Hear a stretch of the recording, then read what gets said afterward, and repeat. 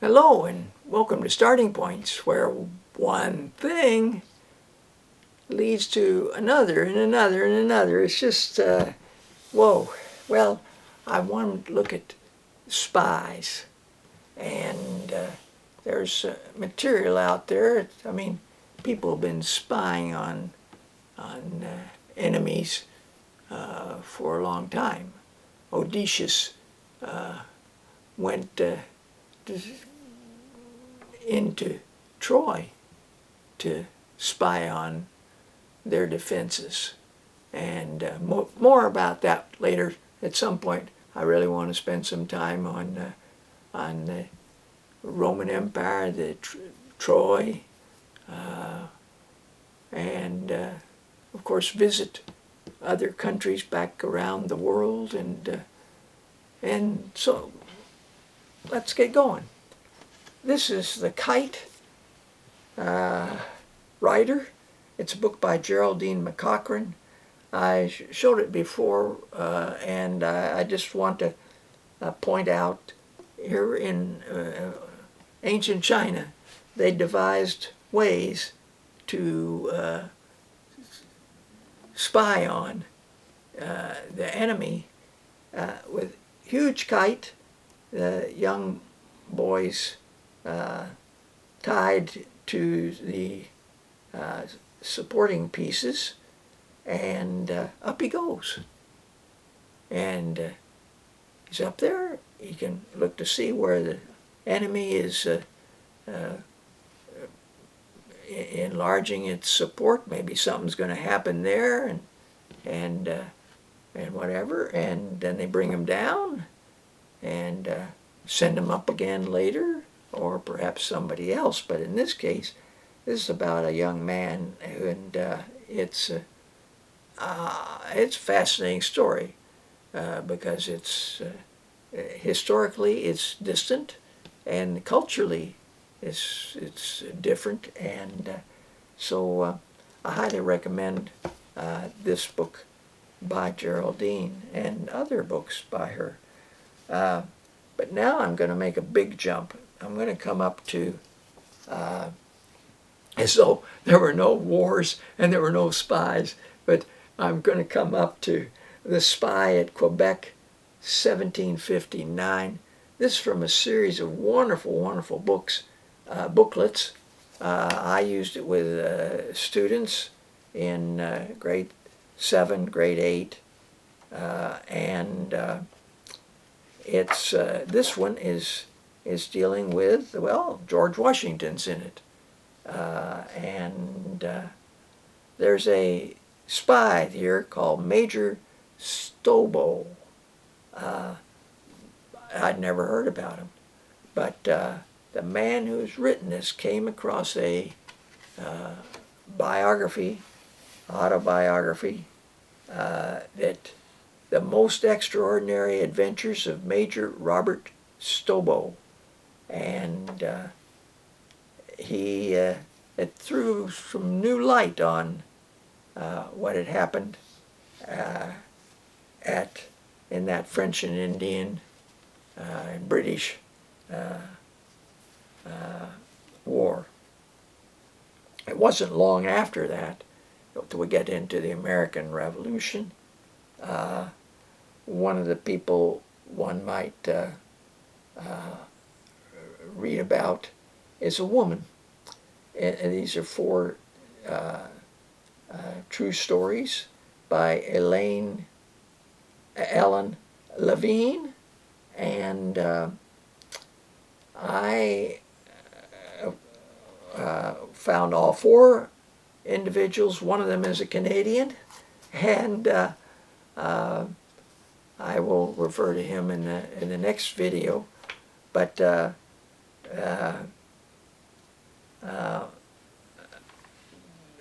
the first person that's in this is Lydia Darac, a revolutionary spy. She's also in this book. There's quite a bit about her. She lived in Philadelphia but the British took over Philadelphia, and in fact they decided to take over her house for holding meetings, and but she then overheard in the line of fire 8 women war spies. Phoebe is works on getting groceries, and in the kitchen at the inn in New York where Washington is staying. Phoebe and the General,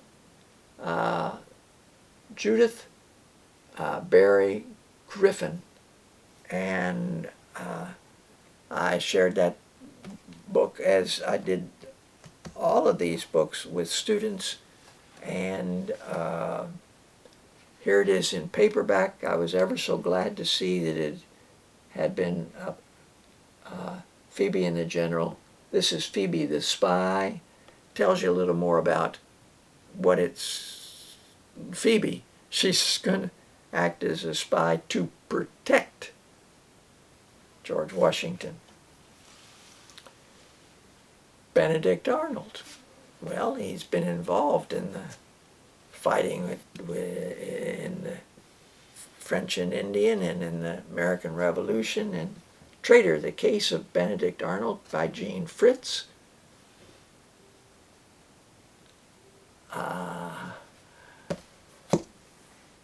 Ben Franklin. Autobiography of Ben Franklin. The Kite That Won the Revolution by Isaac Asimov. How can a kite win a revolution?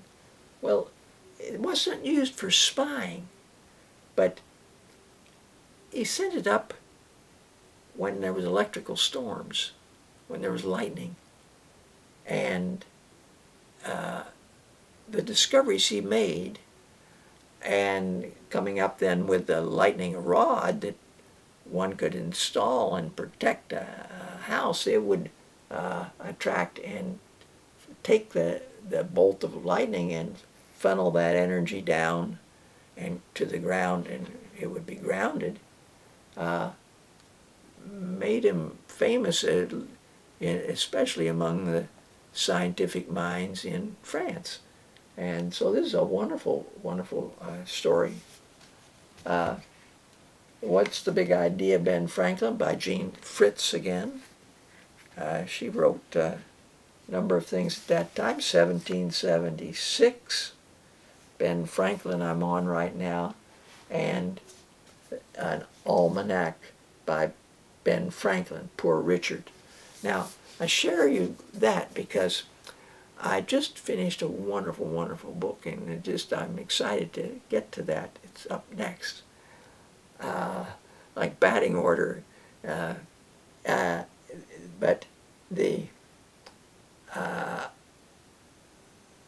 what Ben did for the community in Philadelphia, things like night watch, public libraries, fire department, getting people to work together and be supportive,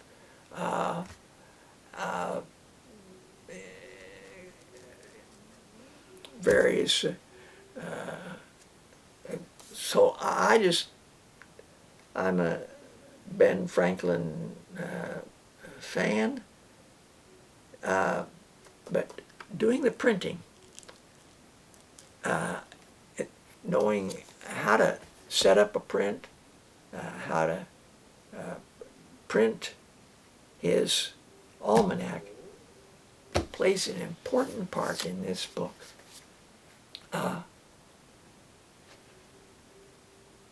The Year of the Hangman, on the back cover, it just says, "What if the Americans lost in that American Revolution?" Gary Blackwood. And one meets again Benedict Arnold's in it. Ben Franklin has a big part in it. And it's just an amazing swift twisting and looking at other possibilities and situations. I really liked it. I could have do a whole.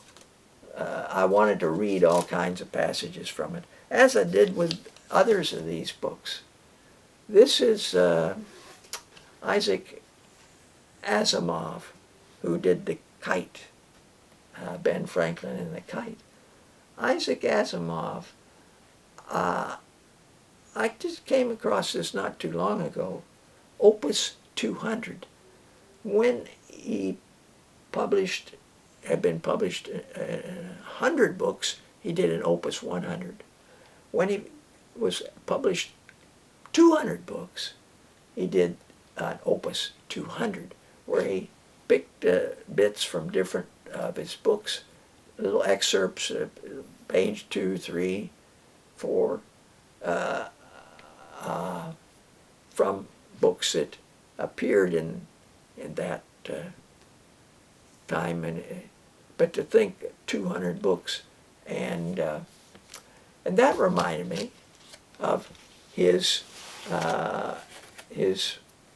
books, The New Intelligent Man's Guide to Science, Volume 1, The Physical Sciences, dealing with space and things like that. And the Volume 2 is The Biological Sciences. The man was all over the place, plus writing science fiction and things about words and things. I mean,